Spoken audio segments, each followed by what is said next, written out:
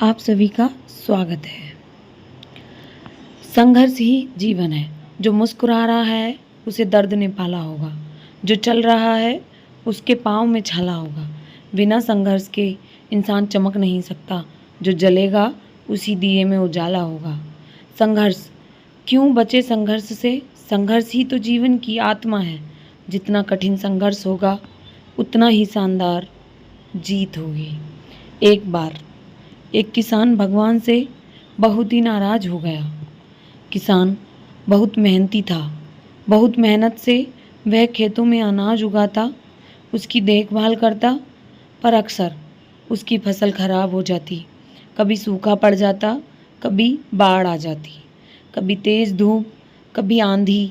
कोई ना कोई कारण बन ही जाता कि उसकी फसल खराब हो जाती। एक दिन वह किसान गुस्से में आसमान की ओर देखकर भगवान से कहा, हे ईश्वर, आपको लोग सर्वज्ञाता मानते हैं कि आप सब जानते हैं। कहते हैं कि आपके इच्छा के बिना एक भी पत्ता नहीं हिलता, पर मुझे तो लगता है कि आप छोटी सी छोटी बात भी नहीं जानते। आपको तो ये भी नहीं पता कि खेती बाड़ी कैसे करते हैं। अगर आप जानते होते तो हर समय जो बाढ़, आंधी और तूफान आते वो कभी नहीं आते। आप नहीं जानते कि कितना नुकसान उठाना पड़ता है हम किसानों को। यदि आप मेरे हाथों में यह शक्ति दे दें कि जैसे मैं चाहूँ वैसे मैं मौसम कर दूँ, फिर आप देखना मैं अन्न के भंडार लगा दूंगा। भगवान इस किसान के तीखे वाक्य सुनकर मुस्कुरा रहे थे और वह किसान के सामने प्रकट होकर बोले, मैं आज से तुझे यह शक्ति देता हूँ कि तुम अपनी खेतों पर तुम्हारी जैसी इच्छा हो तुम वैसे मौसम कर दोगे। मैं बिल्कुल भी दखल नहीं दूंगा, तुम्हारी इच्छा से सब कुछ होगा। किसान बहुत खुश हो गया। किसान ने गेहूं की फसल अपनी खेतों में बोई। जब उसे लगा कि खेतों को धूप चाहिए तो खेतों को धूप मिले, जब पानी बरसना चाहिए तब पानी बरसा। आंधी, तूफान, बाढ़ कुछ भी उसने अपने खेतों पर आने नहीं दिया। किसान के खेत में इस वर्षा से ऐसी फसल हुई जैसे कभी नहीं हुई थी। हरी भरी लहराती फसल।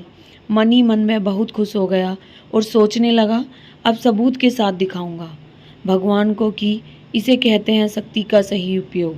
मेरी सफलता देखकर उन्हें अपने नियम जरूर बदलने पड़ेंगे। कुछ दिन गुजर गए। फसल काटने को तैयार हो गई।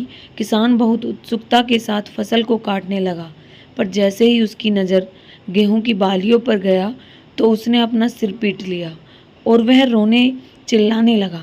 गेहूं की एक भी बाल के अंदर गेहूं का दाना नहीं था। सारी बालियां अंदर से खाली थी। किसान बहुत दुखी हो गया। उसने भगवान को रोते हुए फिर पुकारा, हे भगवान, तुमने ये मेरे साथ क्या किया? क्या तुमने मुझे कोई सजा दी? भगवान बोले, पुत्र, ये तो होना ही था।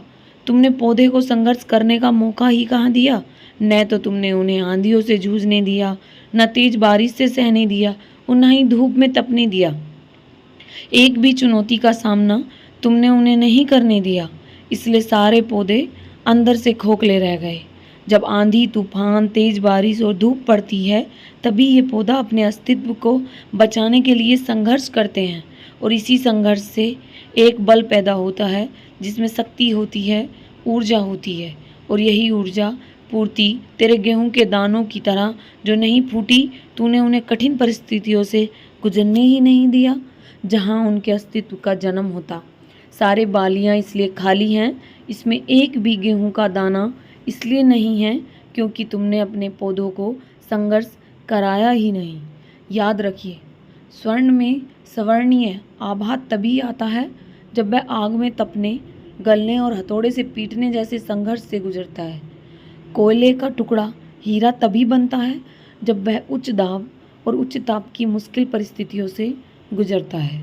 इसी तरह यदि हमारी जिंदगी में कोई संघर्ष ही नहीं हो, कोई चुनौती ही ना हो, तो हम भी गेहूं की बालियों की तरह खोखले रह जाएंगे।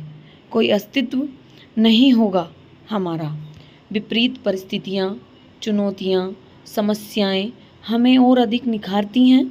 यदि जीवन में कठिन परिस्थितियाँ और चुनौतियों आए तो घबराना मत, बल्कि सामना करना, विश्वास करना कि आप और अधिक निखर जाओगे और अधिक मजबूत बन जाओगे। किसी ने कितना सही कहा है, जिंदगी जीना आसान नहीं होता, बिना संघर्ष कोई महान नहीं होता। जब तक ना पड़े हथौड़े की चोट, तब तक पत्थर भी भगवान नहीं होता। अगर आपको यह कहानी पसंद आई हो तो हमारे चैनल को सब्सक्राइब और लाइक एंड शेयर ज़रूर करें। आप सभी का धन्यवाद।